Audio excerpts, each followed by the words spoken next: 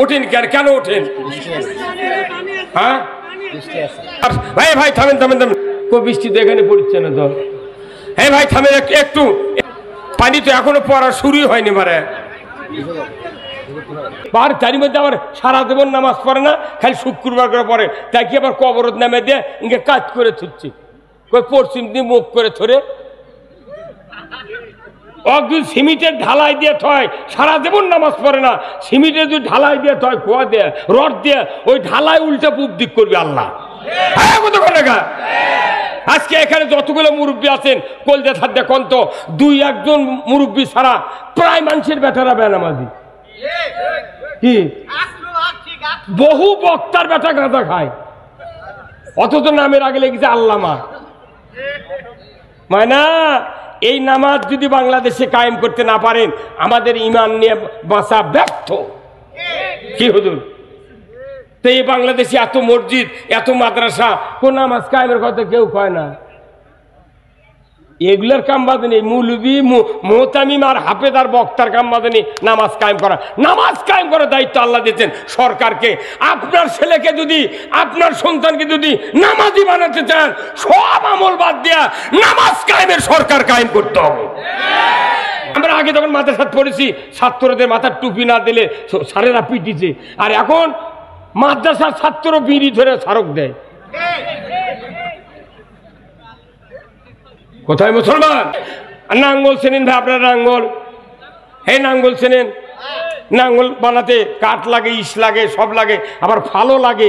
কোন বিজ্ঞানী নাঙ্গল বান্দা মিস্ত্রি তো বলে যে না আমি ফাল লাগবে না, কাঠ দিয়ে হালবাও, আপনি নেবেন? হ্যাঁ কাঠ দিয়ে হাল বলে জমিনত নাঙ্গল লিয়ে গেলে নাঙ্গল ভাঙ্গে যাবি।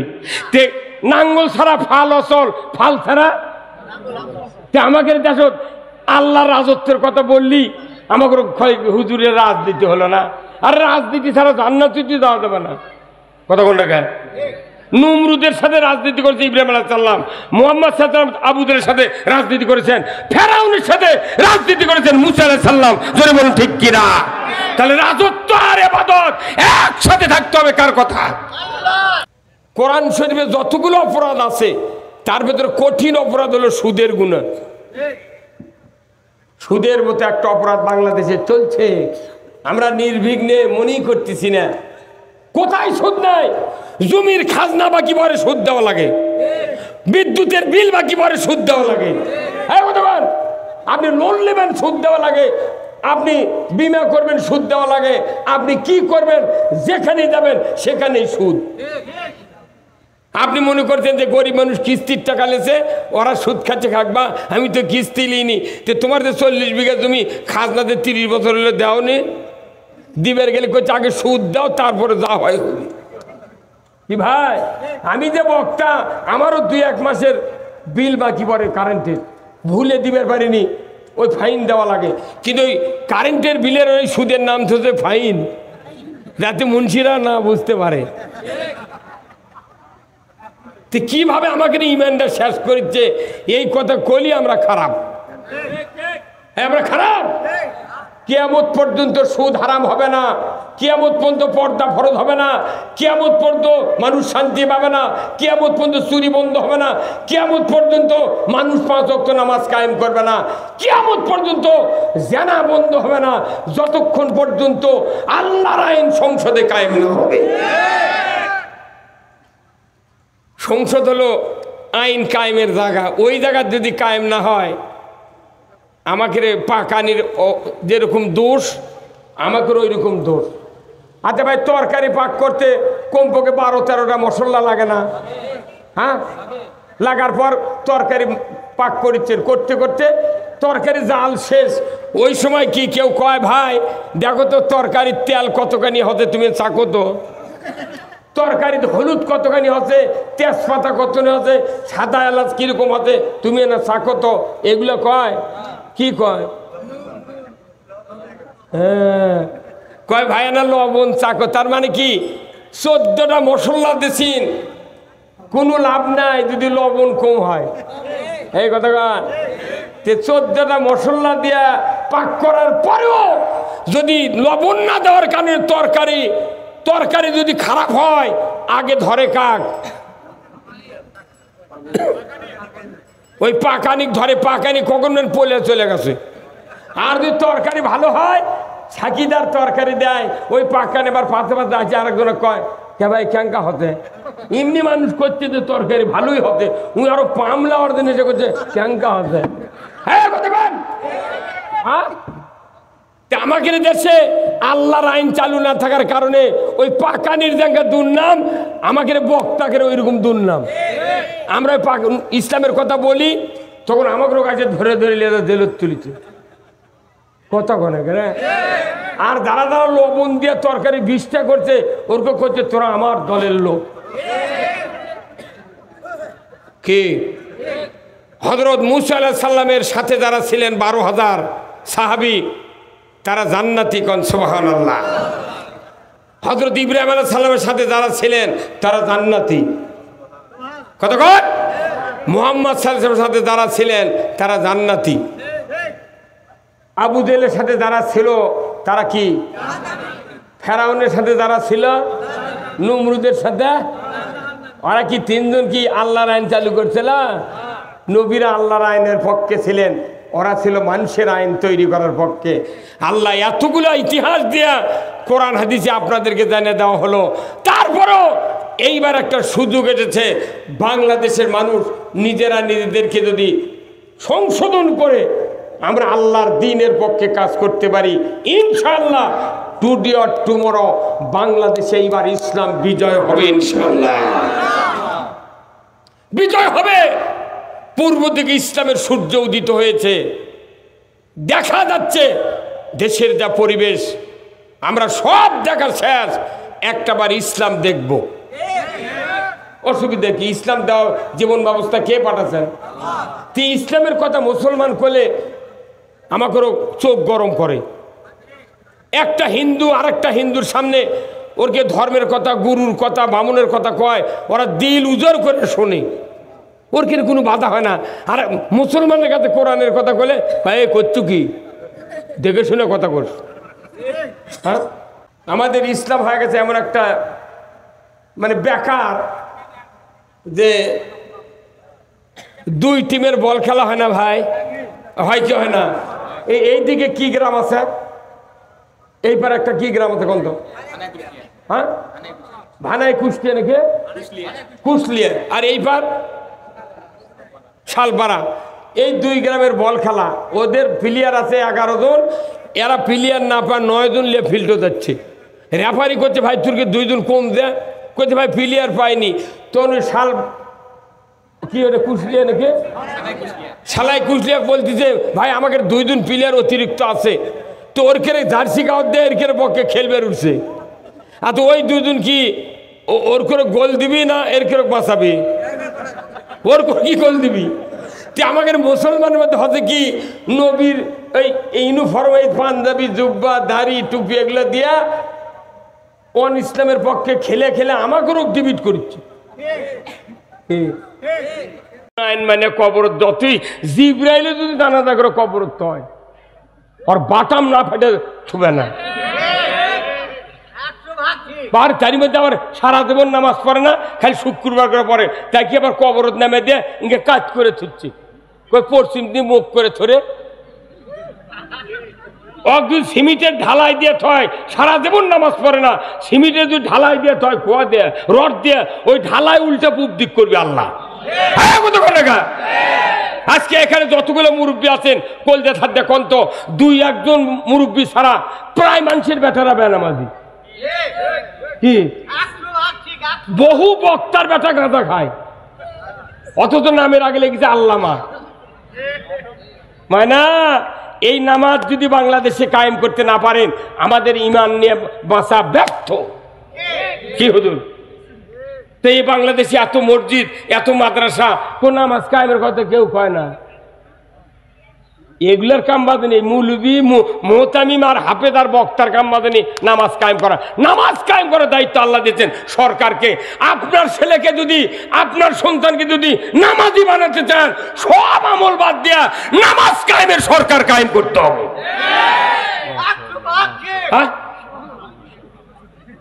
তাহলে কোরআন কি আজ নাযিল হচ্ছে? তে এতদিন করনে কে এগুলো কথা? এগুলো কথা কলি কই তুমি রাজনীতি করে না, এটা আল্লাহর কথা। কার কথা? সূরা আল হজের 41 নম্বর আয়াতে যদি নামাজ কায়েম হয়ে যায়, আল্লাহ তাআলা কোরআনে বলছেন ইন্নাস সালাতা তানহা আনিল ফাহশাই ওয়াল মুনকার, নামাজই মানুষকে ফায়সা অশ্লীল কাজ থেকে বিরত রাখতে পারে। আমরা আগে যখন মাদ্রাসাত পড়েছি ছাত্রদের মাথার টুপি না দিলে স্যারেরা পিটিছে, আর এখন মাদ্রাসার ছাত্র বিড়ি ধরে স্মারক দেয়। কোথায় মুসলমান? আমার ভাইরা, আল্লাহ রাব্বুল আলামিন কুরআনুল কারিমে বলছেন, ও দুনিয়ার মানুষ, আমি এই পৃথিবীতে সৃষ্টি করেছি খলিফা। এই খলিফার দায়িত্ব হলো পৃথিবীর জমিনে আমি আল্লাহ আমার রাজত্ব কায়েম করবে। আর ওই রাজত্ব যদি কায়েম থাকে, আমার আল্লাহ বলেছেন ওই রাজত্বের মাধ্যমে পৃথিবীতে অন্যায় হবে না, চুরি হবে না, জেনা হবে না, ধর্মীয় লোকদের উপর কোনো পেরেশানি হবে না, অমুসলিমের উপর জুলুম হবে না, দুনিয়ার কোনো মখলুকাত ইসলামী রাষ্ট্রের আন্ডারে থাকবে, কারোর প্রতি কোনো জুলুম হবে না। কিন্তু আমরা যে কাজ করলে জুলুম বন্ধ হবে সেই কাজের ধারে কাছেও নাই। এখন আমাকে বক্তৃতা দোয়া করে লাভ কি? কতক্ষণ লাগা? আল্লাহ তাআলা কোরআনে বলছেন, ওয়াইজি ক্বালা রাব্বুকা লিল মালাইকাতি ইন্নী জাইলুন ফিল আরদি খলিফা। আমার আল্লাহ বলেছেন, দুনিয়াতে যখন মানুষ সৃষ্টি করা হয় নাই, তার আগে ফেরেশতাদেরকে ডাক দিয়ে আল্লাহ বললেন, এ আমার ফেরেশতারা, আমি পৃথিবীর জমিনে খলিফা সৃষ্টি করব। এতটুকু বলার সাথে সাথেই ফেরেশতারা বলেছিল ইউফসিদু ফিহা, তারা ফাসাদ করবে, দাঙ্গা হাঙ্গামা করবে, রক্তপাত করবে, তারা বিশৃঙ্খলা করবে, তারা নবীদেরকে হত্যা করবে, আল্লাহর উপর ঈমান আনবে না, রসুলকে তারা শহীদ করে দেবে, এত অন্যায় করবে। আল্লাহ এদেরকে সৃষ্টি করা হবে না। আল্লাহ তাআলা রাগ করে বলেছেন, ইন্নী আলামু মা লা তা'লামুন, আমি আল্লাহ যা জানি তোমরা তা জানো না।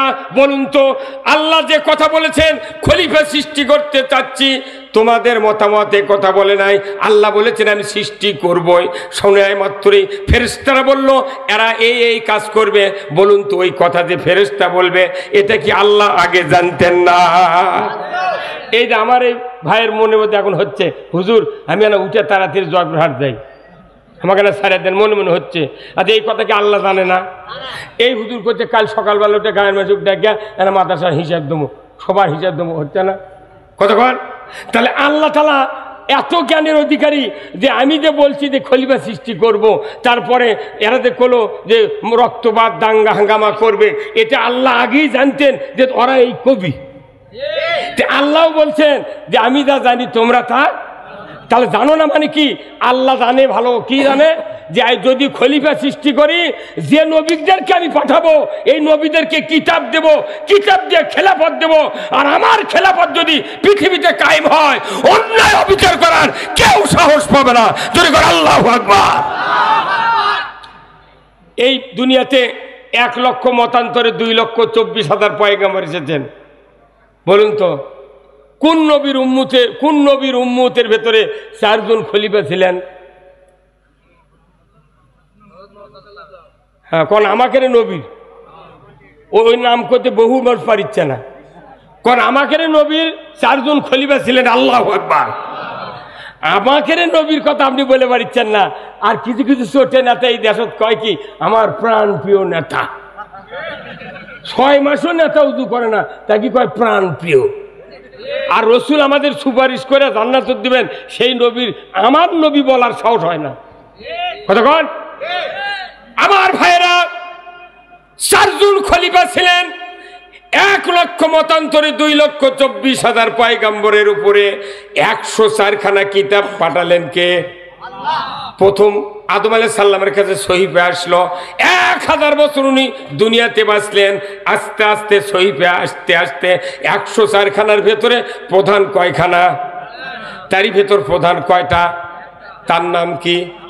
এই কোরআন দিয়া আমার আপনার নবী খলিফা দেওয়া হলো, সৃষ্টি করা হলো। তারপরে 40 বছর পর কোরআন দিয়া খেলাফত দিলেন। এই কোরআন দিয়া খেলাফত যে আল্লাহ তাআলা দিলেন, এই খেলাফতের আয়াতটা কোরআনুল কারীমের সূরা আস-সফের ভেতরে আল্লাহ তাআলা স্পষ্ট বলে দিয়েছেন, হুয়াল্লাযী আরসালা রাসূলাহু বিল হুদা ওয়া দীনিল হক লিইয়ুযহিরাহু আলা দ্বীনি কুল্লিহি ওয়ালাউ কারিহাল মুশরিকুন। আমার আল্লাহ বলেছেন, হে নবী, আমি সেই সত্তা তার রসুলকে প্রেরণ করেছি সত্য হাদায়াত দেয়া, জীবন ব্যবস্থা দেয়া। আপনি পৃথিবীর জমিনে গিয়ে আমি আল্লাহ আমার আইনকে বিজয়ী করবেন, আর মানুষের তৈরি করা মতবাদ আইনগুলি আপনি উৎখাত করবেন। এই জন্য আপনাকে নবুয়ত দিয়েছি, আর এই কোরআন দেয়া খেলাফত দিলেন আমার আল্লাহ রসুলকে। ধরুন আল্লাহু আকবার। যিনি খলিফা হলেন আল্লাহর তরফ থেকে কোরআন দিয়ে খেলাফত দিলেন। আস্তে আস্তে কোরআন নাজিল হতে হতে এক পর্যায়ে আল্লাহ তাআলা একটা আয়াত নাজিল করে দিলেন। যারা হাফেজ সাহেব আছেন, যারা রেগুলার কোরআন পড়েন, আমি আয়াতটা বললে আপনাদের মনে হয়ে যাবে। আল্লাহ কোরআনে বললেন, ওমা খালাকতুল জিন্না ওয়াল ইনসা ইল্লা লিয়াবুদুন। আমি মানুষ এবং জিনকে সৃষ্টি করেছি আমার ইবাদতের জন্য। দরকার আল্লাহু আকবার। আমরা ইবাদত মনে করেছি নামাজ, রোজা, হজ, যাকাত, দাড়ি, টুপি, জুব্বা, ইতিকাফ করা, রমজানের রোজা করা, দান সদকা করা, মসজিদ করা, মাদ্রাসা করা। কিন্তু এইগুলি ইবাদত দেয়া সমাজে কোনো শান্তি কায়েম হবে না। সবচেয়ে বড় ইবাদত হলো, সবচেয়ে বড় ইবাদত হলো আল্লাহর জমিনে আল্লাহর দিন কায়েমের কাজ করা। আল্লাহর দিন যদি কায়েম না হয়, দাড়ি টুপি জুব্বা দিয়া ইবাদত দেয়া পৃথিবীতে শান্তি কায়েম হয় না, কায়েম হয় না, কোনদিন কায়েম হবে না। তাহলে বলুন তো, আল্লাহ আমাদেরকে বানাচ্ছেন ইবাদতের জন্য। আল্লাহ আবার আরেক জায়গায় বলছেন, ফাদখুলি ফি ইবাদি ওয়াদখুলি জান্নাত। কি সোজারে, খালি ইবাদত করলি জান্নাত। সুবহানাল্লাহ। তাহলে বলেন তো, তাহলে এই মানব সৃষ্টির উদ্দেশ্য দুইটা, কোরআন নাজিলের উদ্দেশ্য দুইটা, খলিফা সৃষ্টির উদ্দেশ্য দুইটা। সেই দুইটা, এক নম্বর হলো খেলাফত, আর দুই নম্বর হলো ইবাদত। ইবাদত আর খেলাফত। যে দেশে খেলাফত নাই ইবাদত আছে, ইবাদত অচল। ইবাদত আছে, খেলাফত নাই, খেলাফত অচল। কথা ঠিক কিনা? নাঙ্গল চেনেন ভাই আপনারা? নাঙ্গল, হে নাঙ্গল চেনেন? নাঙ্গল বানাতে কাঠ লাগে, ইস লাগে, সব লাগে, আবার ভালো লাগে। কোনো বিজ্ঞানী নাঙ্গল বান্দা মিস্ত্রি যদি বলে যে না আমি ফাল লাগবে না, কাঠ দিয়ে হালবো, আপনি নেবেন?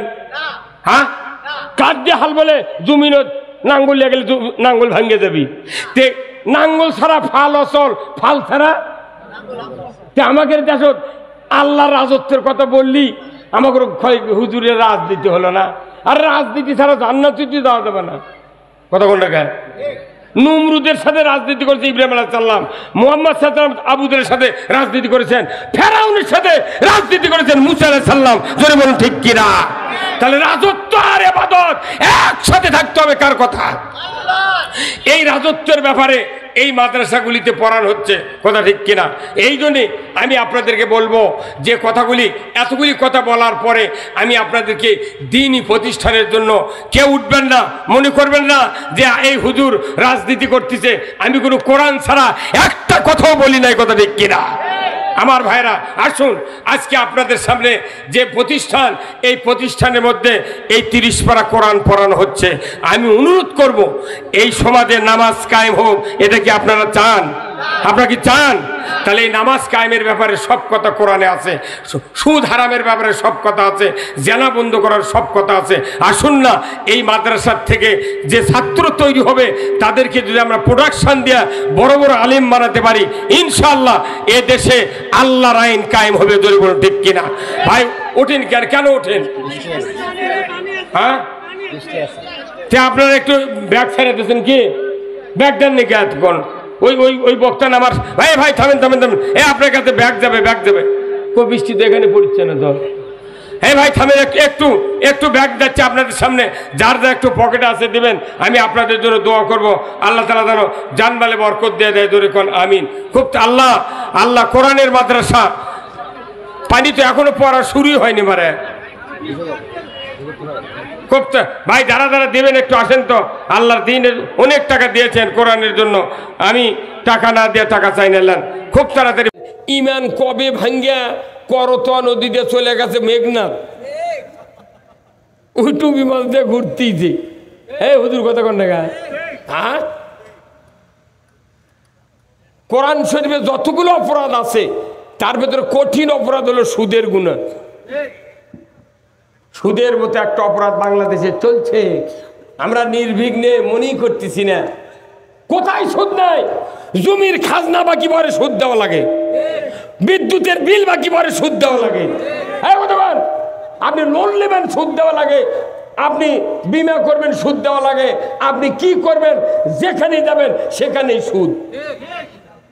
আপনি মনে করছেন যে গরিব মানুষ কিস্তির টাকা লেছে, ওরা সুদ খাচ্ছে খাকবা, আমি তো কিস্তি লিনি। তো তোমার যে 40 বিঘা জমি খাজনাতে 30 বছর হলে দেও নি, দিবের গেলে করছে আগে সুদ দাও তারপরে যা হয় কি। ভাই আমি যে বক্তা, আমারও 2-1 মাসের বিল বাকি পড়ে কারেন্টের, ভুলে দিবের পারিনি, ওই ফাইন দেওয়া লাগে। কিন্তু ওই কারেন্টের বিলের ওই সুদের নাম হচ্ছে ফাইন, যাতে মুন্সিরা না বুঝতে পারে। তো কিভাবে আমাকে ইমানটা শেষ করছে এই কথা কইলি আমরা খারাপ, আমরা খারাপ। কিয়ামত পর্যন্ত সুদ হারাম হবে না, কিয়ামত পর্যন্ত পর্দা ফরজ হবে না, কিয়ামত পর্যন্ত মানুষ শান্তি পাবে না, কিয়ামত পর্যন্ত চুরি বন্ধ হবে না, কিয়ামত পর্যন্ত মানুষ 5 ওয়াক্ত নামাজ কায়েম করবে না, কিয়ামত পর্যন্ত জিনা বন্ধ হবে না, যতক্ষণ পর্যন্ত আল্লাহর আইন সংসদে কায়েম না হবে। সংসদ হলো আইন কায়েমের জায়গা, ওই জায়গা যদি কায়েম না হয়, আমাকে পাকানির যেরকম দোষ আমাকে ওই রকম দোষ। আচ্ছা ভাই, তরকারি পাক করতে কমপক্ষে 12-13টা মশলা লাগে না? হ্যাঁ, লাগার পর তরকারি পাক করছেন, করতে করতে তরকারি জাল শেষ, ওই সময় কি কেউ কয় ভাই দেখো তো তরকারির তেল কতখানি হতে, তুমি চাকো তো তরকারিতে হলুদ কতখানি হচ্ছে, তেজপাতা কতখানি হচ্ছে, সাদা এলাচ কিরকম হচ্ছে, তুমি না চাকো তো, এগুলো কয় কি কয়? হ্যাঁ কয় ভাই না লবণ চাকো। তার মানে কি 14টা মশলা দিছেন, কোনো লাভ নাই যদি লবণ কম হয়। এই কথা কয় 14টা মশলা দিয়া পাক করার পরেও যদি লবণ না দেওয়ার কারণে তরকারি যদি খারাপ হয়, আগে ধরে কাক? ওই পাকানিক ধরে, পাকানি কখন পলে চলে গেছে। আর যদি তরকারি ভালো হয়, ছাকিদার তরকারি দেয়, ওই পাকানি এবার পাশে পাশে আছে, আরেকজনে কয় কে ভাই ক্যাঙ্কা হতে, এমনি মানুষ করছে যে তরকারি ভালোই হতে, উনি আরো পামলা অর্জন এসে করছে ক্যাঙ্কা হতে। হ্যাঁ আমাদের দেশে আল্লাহর আইন চালু না থাকার কারণে ওই পাকানির জায়গা দুর্নাম, আমাদের বক্তাকে ওইরকম দুর্নাম। আমরা ইসলামের কথা বলি তখন আমাদের কাছে ধরে ধরে জেলত তুলিছে কথা কনে কেন। আর যারা যারা লবণ দিয়ে তরকারি বিষটা করছে, ওরকে করছে তোরা আমার দলের লোক। কি হযরত মুসা আলাইহিস সালামের সাথে যারা ছিলেন 12,000 সাহাবী, তারা জান্নাতি, কোন সুবহানাল্লাহ। হযরত ইব্রাহিম আলাইহিস সালামের সাথে যারা ছিলেন তারা জান্নাতি, কত কত।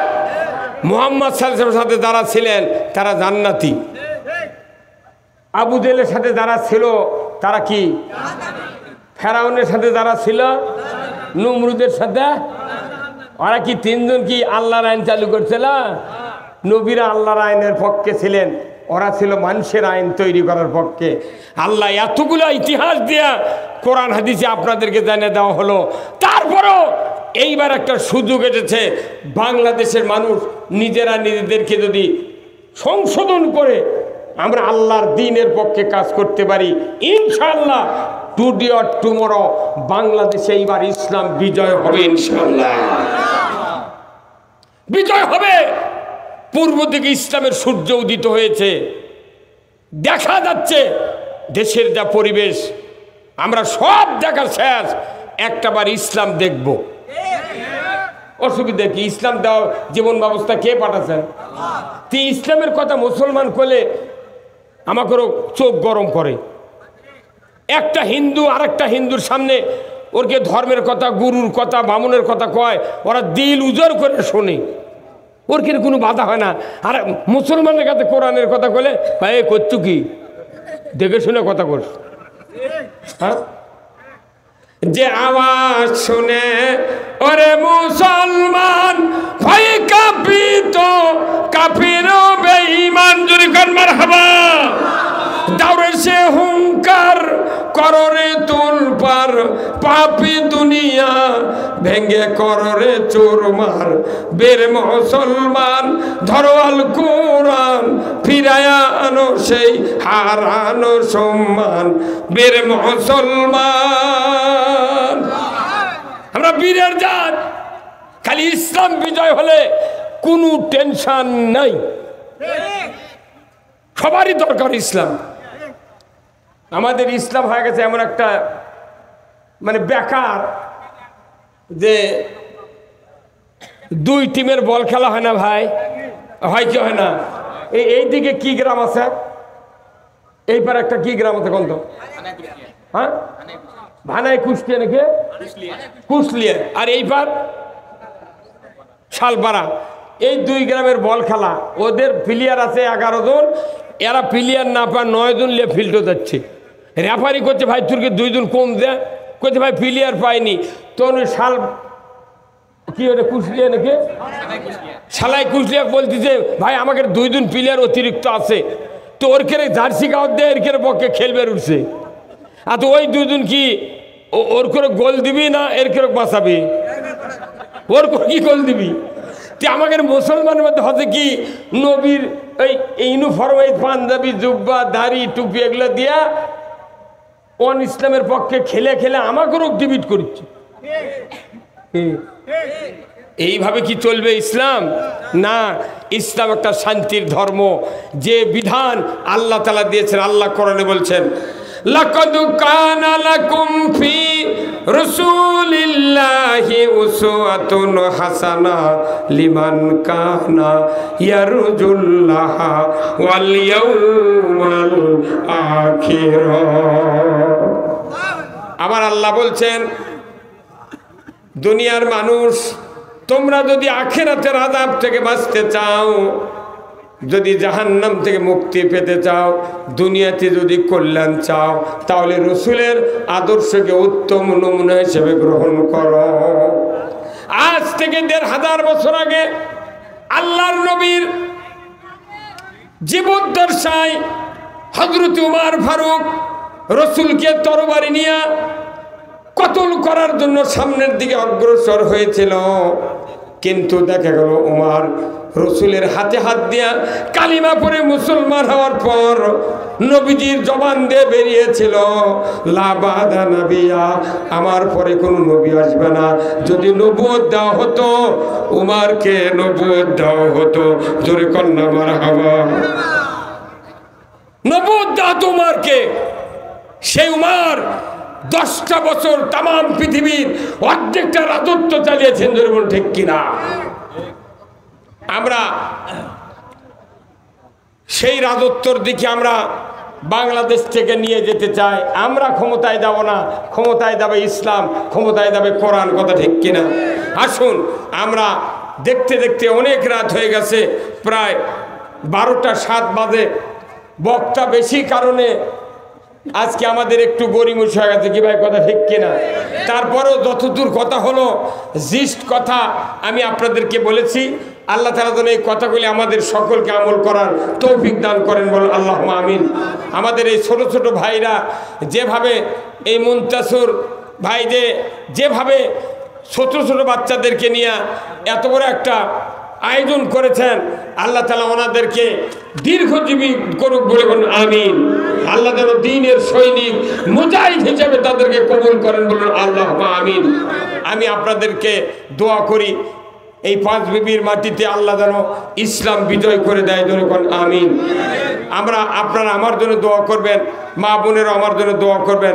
আমি সকলের কাছে দোয়া চাই, সকলের কাছে দোয়া চাই আল্লাহ তাআলা যেন আমাদের সকলকেই মৃত্যুর আগে ইসলাম বিজয় হয়েছে দেখে মৃত্যুবরণ করার জন্য তৌফিক দেয়। জোরে করে আল্লাহুম্মা আমিন।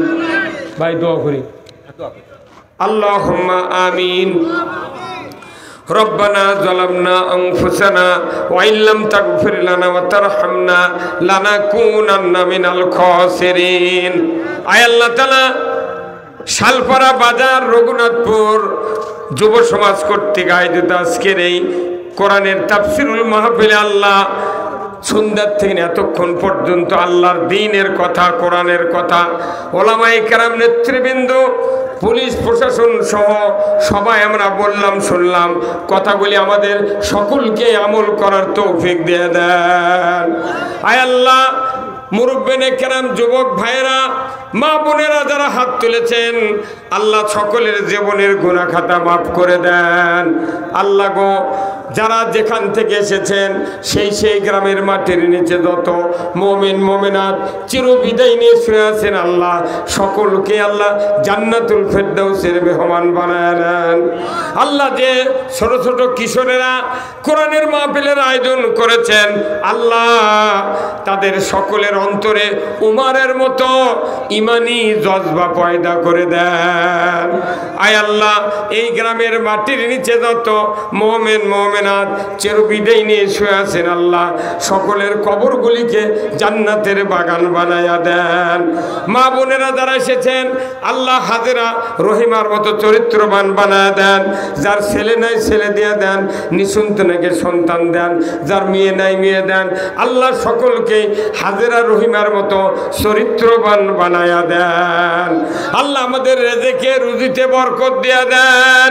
আল্লাহ, আমরা কৃষিজীবী মানুষ, আল্লাহ আমাদের কৃষিকাজে আপনি বরকত দিয়ে দেন রব্বুল আলামিন। ব্যবসায়ী ভাইরা যারা এসেছেন অনেকগুলি টাকা দিয়েছেন, যারা নেতৃবৃন্দ টাকা দিয়েছেন, শ্রোতা মণ্ডলীর ভেতর থেকে আল্লাহ ব্যাগে কাপড়ে যারা টাকা দিয়েছেন, সকলের দান কবুল আর মঞ্জুর করে নেন। আল্লাহ এই মাহফিল কিয়ামত পর্যন্ত আপনি কায়েম রাখেন। আল্লাহ পরিশেষে দোয়া চাই, আল্লাহ যাদের টাকা আছে হজ করার মতো তৌফিক দিয়ে দেন। সুবহানা রাব্বিকা রাব্বিল ইজ্জাতি আম্মা ইয়াসিফুন ওয়া সালামুন আলাল মুরসালিন। আল্লাহ বিশেষ করে দোয়া চাই, সম্মানিত সভাপতি সাহেব, মুরব্বী মানুষ আল্লাহ বসে আছেন, আল্লাহ তার হায়াতে তয়বা আপনি দান করে দেন। ওয়া সাল্লাল্লাহু তাআলা আলা খাইরি খালকিহি মুহাম্মাদ ওয়া আলা আলিহি ওয়া আসহাবিহি আজমাইন ওয়াজাল আখির কালিমাতিনা ইনদাল মাউত লা ইলাহা ইল্লাল্লাহু মুহাম্মাদুর রাসূলুল্লাহ সাল্লাল্লাহু আলাইহি ওয়া সাল্লাম। আসসালামু আলাইকুম ওয়া রাহমাতুল্লাহ।